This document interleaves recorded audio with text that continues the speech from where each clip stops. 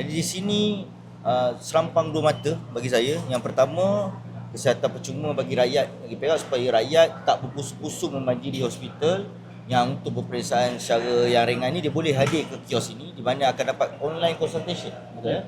Dengan doktor panel yang akan dilantik oleh pihak syarikat.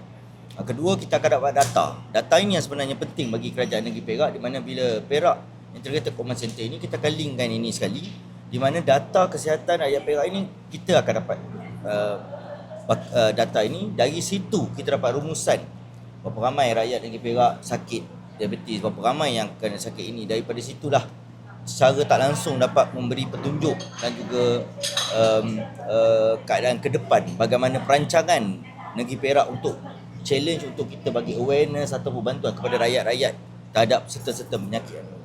Dan saya rasa ini adalah negeri pertama. Betul. Di peringkat seluruh Malaysia ini, di peringkat kerajaan negeri. Di peringkat kerajaan negeri, ini adalah usaha yang pertama dilakukan oleh kerajaan negeri tentang pendigitalan dalam AI dalam smart city dan kesihatan ini. Kios ini menggabungkan pelbagai teknologi dalam satu platform yang mudah diakses oleh semua lapisan masyarakat.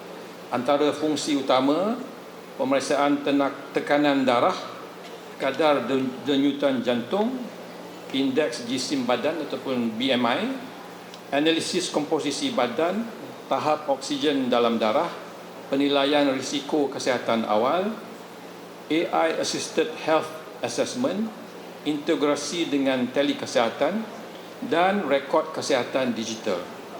Yang lebih penting, teknologi ini membolehkan rakyat mendapatkan maklumat asas kesihatan mereka dengan lebih mudah, cepat dan dekat dengan komuniti mereka.